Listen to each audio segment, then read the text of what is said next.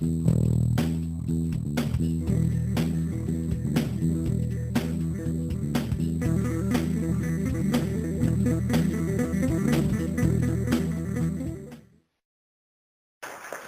you, David. Thank you, everybody. As David said, what we're going to talk about today is really a subject that's come about from talking to a lot of dealers as we go around the country. Everybody's sort of grappling with the same issue. You know, we know that the market's down. We know that the economy's tough. We know what kind of impact that has. But we also feel this is affecting our departments. I would guess that high number of you guys are probably feeling the effects of this by having a smaller marketing budget to deal with, right? Is that true? Yeah. So that's really what we're going to talk about today, because this is the questions that we are asked really over and over again is, okay, so the market's changed. How should I change as well? What do I need to do to adjust my marketing strategy in order to kind of map better to the realities of this marketplace? So we're not going to dwell on this because this is data that you guys are getting bombarded with every day. But I think there's a key point here, which is that this downturn that we have seen is not really brand new. It's actually been setting up for about the last 8 years. We've gradually been seeing fewer and fewer overall retail units sold. And now, because of all the things that you guys are reading about in the newspaper, we're starting to see a real inflection point. The folks at J.D. Power tell us that we're looking at about 2 million fewer vehicles that are going to be sold this year. Okay?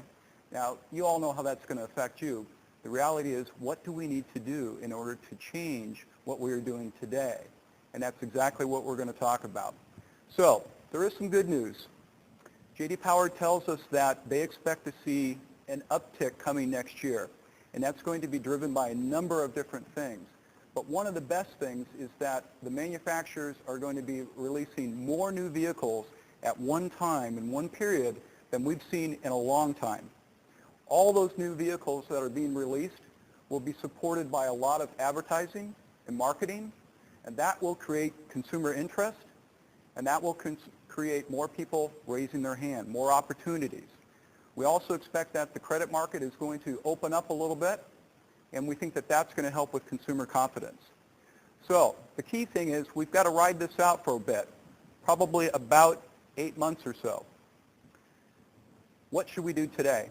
What should we do in order to adjust our thinking to get to that 8 months? Okay? Well, the key thing here is this is what we don't want to do, right? And it's interesting, as I go around the country and talk to dealers, I really see dealers that are sort of almost in two camps. One group of dealers is kind of saying, oh my God, the sky is falling, and they're putting their heads down and throwing in the towel. And the other group of dealers are saying, all right, what do we do? How do we rally? What do we do differently now than we've done in the last 6 months? And that's really what we're going to talk about. We're going to break this down into a couple things that we can apply. Again, as David said, this isn't about Dealix and about our products. It's about what can you do today in this marketplace. So the place to start is where you want to end. Your objective really is this. We said it earlier, somebody said it earlier today, but this is the thing we need to think about.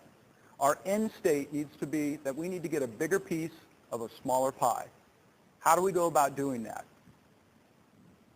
I believe in this marketplace, in this time, it's about going back to basics. Okay? Now, I'm the one that has, for about 10 years now, been out in front at Dealix and Cobalt telling dealers about all the new things, all the different things that they should try, all the new technologies.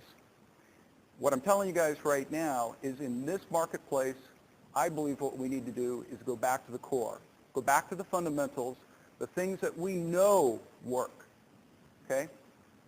Sure, we need to look at new things, but we have to be mindful that we are operating in a situation where we have less dollars to work with. And when you have less dollars to work with, I believe what you should do is think very carefully about where you're going to spend that money. You need to focus on the things that you know that work. You need to maximize the opportunities that you are getting. We cannot afford to miss any of the opportunities that are coming through the door, right? They're more valuable today than they ever have been. So we need to think about things like eliminating waste.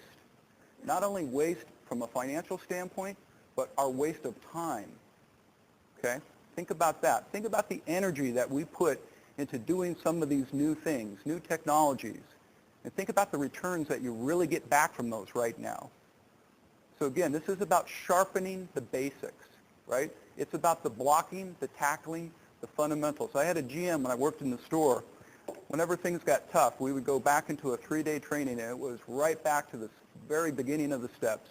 The meet, the greet, the opening, the investigation, the demonstration, the write-up, okay? Because he wanted to make sure that we were solid in the core so that when those few opportunities were rolling in, we knew exactly what to do with them. The last thing that we don't want to do right now is chase a silver bullet, okay? Lots of businesses are out there telling you that they've got something that's going to change the world. Maybe. Maybe not, okay? Again, where we should put our very few precious dollars are in those things that we know works, all right? So let's break this down a little bit today. 4 things that we can focus on. First one is market to the people who are ready to buy. Remember, there's still a lot of cars that are going to be sold this year, a ton of them. There's just going to be fewer people asking for them. So we need to make sure that we are marketing to those folks who are raising their hand. Secondly, these people have a little bit different mindset today. So we need to adjust our message, to make sure that we are speaking to them and touching on those things that they are most focused on. I mentioned this before. It's probably something we could spend an entire week on, is maximizing the opportunities that we do get. And then finally, a theme that we've all talked about a lot, and we're going to talk about a little bit differently today, is measuring the results and then adjusting. Because again, if we are operating in an environment where we've got fewer opportunities and fewer dollars to attract those opportunities, we better make sure that we're spending those dollars in the right place, right? All right, so let's break this thing down a little bit. Market to the people that are ready to buy. You guys have all seen something like this in the past. This is sort of what we refer to as a balanced marketing mix. We know that we can get opportunities from really a number of different areas, but a lot of them kind of break down into 3 places. We can get those from our websites, we can get those from the manufacturers, and we get those from any variety of third-party providers, right? So when we think about this mix, we should be thinking about where these customers originate that are from this mix. We've got high funnel opportunities, we've got mid funnel opportunities, and we've got low funnel opportunities. Now, if we've got less marketing dollars to spend, where should we be spending the money? Should we be spending on building our brand? Or should we be spending it on driving traffic? Or should we be spending on people who are raising their hands? That's something for you to decide, but most folks will say, look, if I've got fewer dollars, I should probably focus those dollars as low in the funnel as I can get right now, right? Brand building is good. I'm not saying it's not a good thing to do, but if you've got fewer bucks, think about where you want to spend that money, okay? You want to spend it on getting people into your store, the folks that are raising their hand. So we have to kind of go through the math, and we have to think about this. All right, in this marketplace, how many opportunities do I really need to get in order to support my sales goals? I'm not talking about, at this point, at the store level. I'm talking about at the individual level. How many cars do I need to sell in order to make my mortgage payment? Okay? Well, a good way to think about this is to sort of think about your numbers and your ratios. Now, everybody's been talking about measurement for a long time, so I'm sure you guys have a pretty good idea of this. But break it down this way. This is a slightly different way to think about it. Start off with, what is your lead to appointment ratio? Okay? Overall, you're probably getting a number of leads. How many of those leads are you able to get in the door? On average, it's about 20% lead to appointment ratio. Okay? Yours might be higher, might be a little bit lower, but think about whatever your number is. Let's say it's the national average, which this is, by the way. Then you think about, of those that show up, are those appointments that you make, how many actually will show up into the dealership? Again, national average is about half. Half of the ones that you're able to make appointments with will actually show up. Of those, the closing ratio of the appointments that show up tends to be about 70%, okay, national average. So when you think about that and you start to do the math, you've got to think about how many leads do I need to bring in order to make my goals? So if my goal is to sell 25 units a month, you're going to need something like 350 opportunities to bring in just by applying these numbers. Now that works out to be about a 7% closing rate. Now again, yours might be higher, might be lower. I'm using 7% because